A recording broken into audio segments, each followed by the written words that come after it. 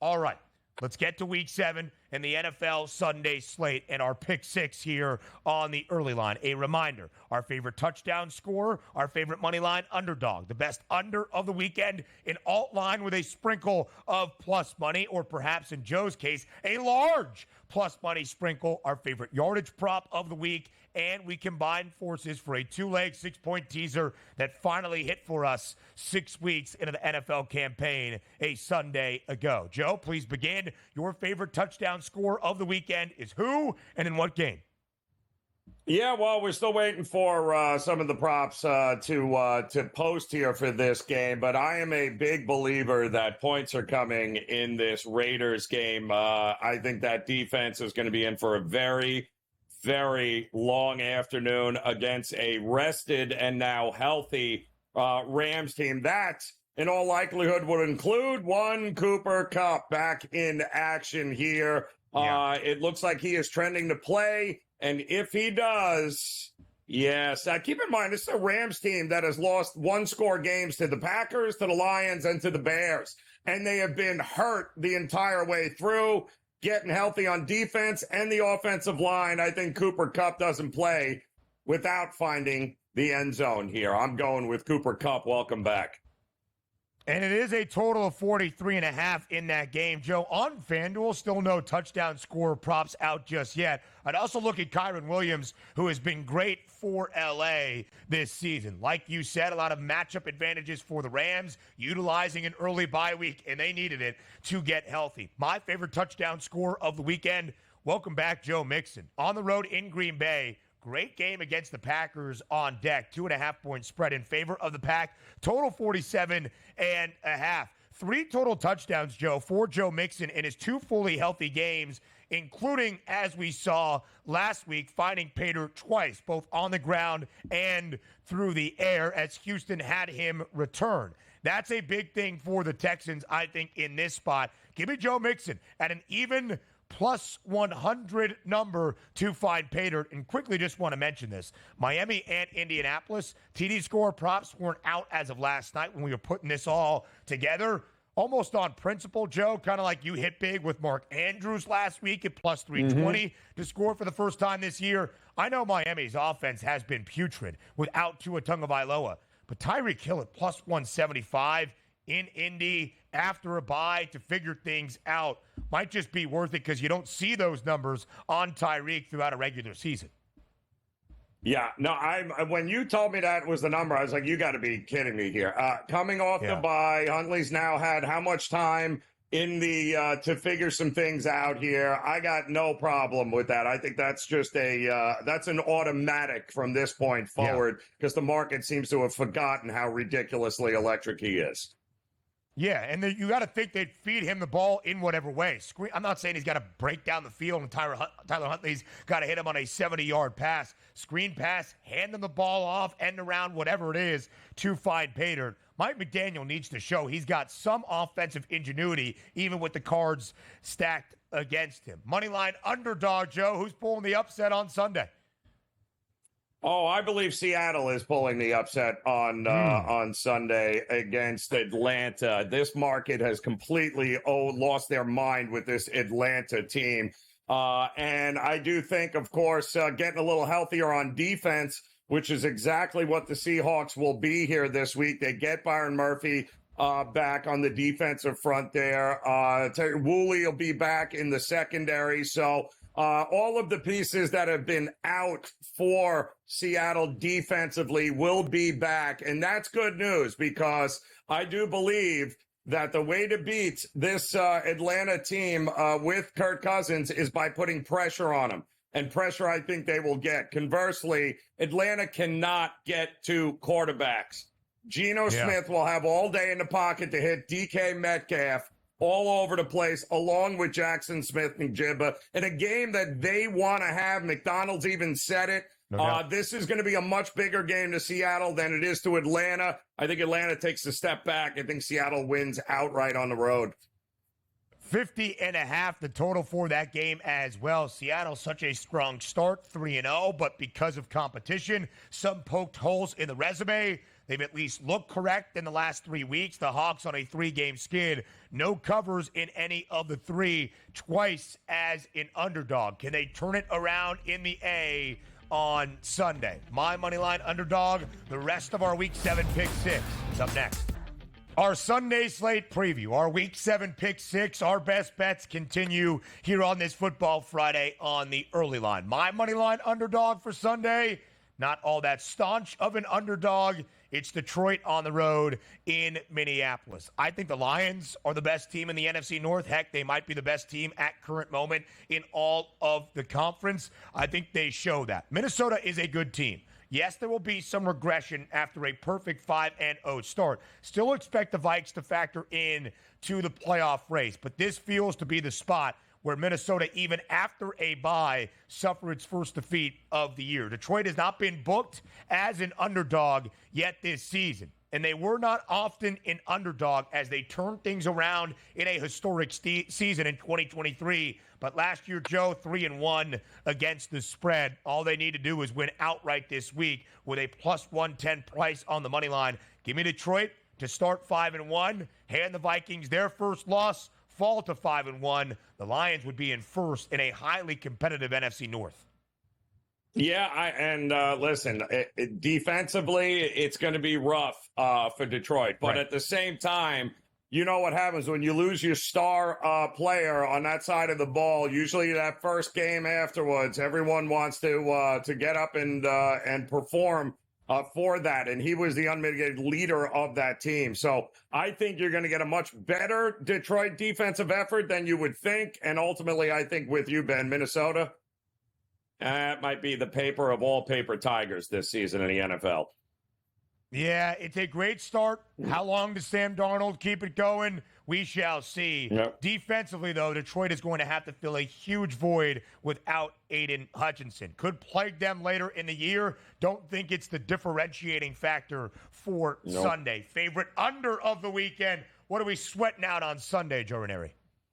Well, we talked about it earlier in the show, and I just have absolutely no idea how the Giants are going to score any points in this game here. It is quite obvious they've got injuries, including to the one offensive lineman they could rely on in Andrew Thomas. He is now gone. They have backups across the board on the offensive line, backing up Danny Dimes. This is not a good situation. Against a terrible Cincinnati defense that couldn't stop a nosebleed. They only managed 7 points in that game here. Vic Fangio and this Eagles offense starting to figure it out. They're going to take advantage of the injuries on the offensive line. I can't count on the Giants to give me enough to even consider the over. And let's face it, did you see this offense of Philadelphia run against the Browns? I would expect a lot of Saquon Barkley, a lot of running. The only thing they care about is winning the game, and I don't think this thing is sniffing 43 points. In their 2 domestic wins this year, because, of course, they started the season, that being Philadelphia, out in Sao Paulo, they have played heavily under. They beat the Saints 15-12, 27 combined points, well under 49.5. Last week, 8.5-point favorite against the putrid Browns. Come nowhere close to covering. They win 20-16, under 42. The defense under Vic Fangio is better. The Giants' offense, a struggle. We'll see if Malik Neighbors is back, if he can pass concussion protocol to play on Sunday. Joe, I expect Philadelphia to win. It's a very intriguing spot this upcoming Sunday in MetLife. Again, an Eagles team that has a winning record, that is 3-2, but they're not looking or feeling all that good right now. And as you mentioned, Jordan Mailata out for the Eagles. The Giants, 26 sacks, the most in the NFL following 6 weeks. Let's go to my favorite under. It's Titans team total under 15.5. 40.5 is the total for a game that features 8.5 points in favor of Buffalo in Western New York on Sunday. I don't think it's going to be a picture-perfect pretty game, and I certainly do not trust Will Levis. 95 yards, a touchdown, and a pick last week at home for Tennessee. A 1 and 4 football team this year that has scored 17 points or less in all 4 losses. Buffalo, in their last 3 wins, has held the opposition to 20 points or less. I think it's an easy win for Buffalo. I'm not sure Tennessee gets more than 2 touchdowns on the board. I'll go Titans under 15.5 for my favorite under. All right, alt line, some juicy plus money plays, Joe. What gets your attention? Yeah, so I'm going to go to a game, Ben, that we talked about here that seems to, well, we're expecting a few points, aren't we, in this Detroit and Minnesota game? So how about we go with David Montgomery, rather, to get 2 or more touchdowns in the game. What are we thinking about that with the opportunity there? I think not only in the red zone, but an opportunity to be able to out-physical the Vikings, because that is who the Detroit Lions are. I would expect a couple of opportunities not to get cute in the red zone, to hand the ball off and impose their will. I think he's got a good shot at getting more than 2 touchdowns in this game. When you see that number at plus 460, it is worth a sprinkle. 50.5. One of our 3 games with a total of 50 plus on Sunday. And David Montgomery scored twice last weekend. He has scored in every game. He's got 6 rushing scores for Detroit, tied for the second most, at least on the ground around the NFL. My alt line, Jets, team total over 23.5 in the Steel City on Sunday. Listen, I recognize that Pittsburgh is the second best scoring defense in the NFL, limiting opponents to just 14.3 points per game. It's not even like, Joe, I think I found an edge in the handicap. You see, Pittsburgh's not great at this, and here's why Aaron Rodgers can't take advantage, yada, yada, yada. No, it's simple. It is now or never. You get Devontae Adams, who is not going to fix your offensive line, who's not going to fix your kicking game, who's not going to make your up-front defense better at defending the run. It better be because you start scoring 35-plus per game. That's how it has to happen now for the Jets if they are going to snap a 13-year playoff drought and carve their way out of a 2-4 hole to start this year. It needs to start on Sunday night, and it needs to be a prolific points production night, over 23.5. Jets team total, Joe, at plus 190. Because if it does not hit with a small sprinkle, we get to laugh at Aaron Rodgers and condemn his play on Monday morning. More around the Pick Six comes your way next. Live right here on the early line for just a few more minutes on this Football Friday to give you our final picks for the Sunday slate to round out the Week 7 Pick Six. All right, yardage prop time. A player that we like to go off on Sunday. Joe Ranieri, for you, who is that guy? I'm going to stick. If it ain't broke, don't fix it. Highest scoring game of the weekend is going to be this Minnesota and Detroit game, and I am going with Justin Jefferson up and over 92.5 yards receiving. He averages 10 targets a game most of the time when he plays this Detroit team. He's also got 124 or more receiving yards in 6 of his last 7 games against them. I would expect with the 2 edge rushers of the Lions being down, Ben, that Sam Darnold and company are going to take a few more shots down the field and will have a little more time to do so. So I think it's a big game time for Jefferson. I think he gets at least 100. I'm expecting a big day from him. 81 plus for J-Jet in the last 4 games with Sam Darnold, despite Joe not having more than 6 grabs in any of those 4. Explosive this year. He has loved Sammy D in what Darnold has been able to do for this Kevin O'Connell offense. And to your point, even with Aiden Hutchinson, Detroit has not been great defending the pass the last 2 years. 6th worst so far this year. 6th worst the entirety of the regular season a year ago. My favorite yardage prop, Jaden Daniels, over 241.5 passing yards against Carolina. 8.5-point spread in favor of the Commanders. Highest total of the weekend at 51.5. I think this is going to be a high-scoring game. I'm not sure I want to lay 8.5 with Washington in this spot, but I do think Jaden Daniels takes advantage of one of the worst defenses in the NFL, that being Carolina. They have not been bad or nearly as bad in every other angle against the pass as they have been on that defensive side of the football. Only one passer, Joe, has thrown for more than 250 this year.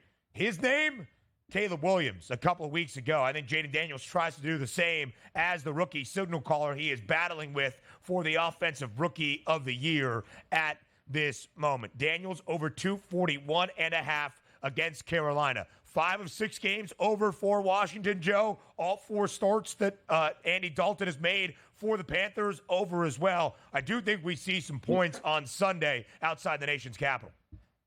Yeah, another one of these games, man, it'd be very hard to look at anything other than an over here. You've got one side, both sides defensively, kind of not known to be stopping teams, and I do think they're going to play from in front. And I would expect that that effort against Baltimore was impressive. I expect them to continue to build off of that. And yes, prior to that, it seemed like 30, 40 points a game. Not a problem for Washington. I don't see how it's going to be a problem here either. Yeah, they looked good last week. They did not cover by the hook, but they still were not overmatched, I would say, in any angle by the Ravens. All right. For the first time this season. It took us 6 weeks, but it did happen. We combined forces for a 2-leg, 6-point teaser, and it did hit courtesy of a Broncos backdoor cover of a number up to 9. So let's do it again, Germanary. Start us off with your first leg of this 6-point teaser. I think it's simple, Ben. I mean, you like this team to win as a Moneyline dog. I think there's no reason if I can get Detroit over a touchdown not to include them in teasers. And that's exactly what we're doing. They're getting 1.5 right now. Kind of a no-brainer to get me 7.5 in a game that I, too, like them to win outright. And they are going to be in a few teasers that I have this week.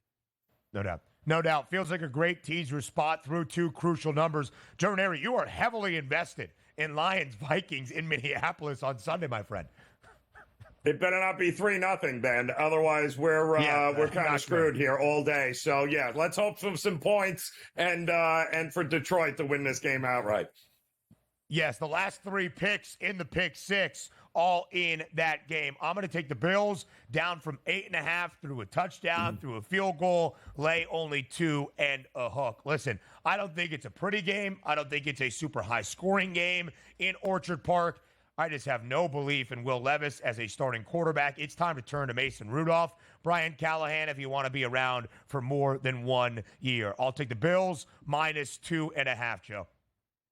Yeah, no, I kind of I like that. It's the Bills will win the game. It's just a matter of how much, Ben. The idea that they get 3-point win, at least a 3-point win, I'm with you there. I like our chances here this week.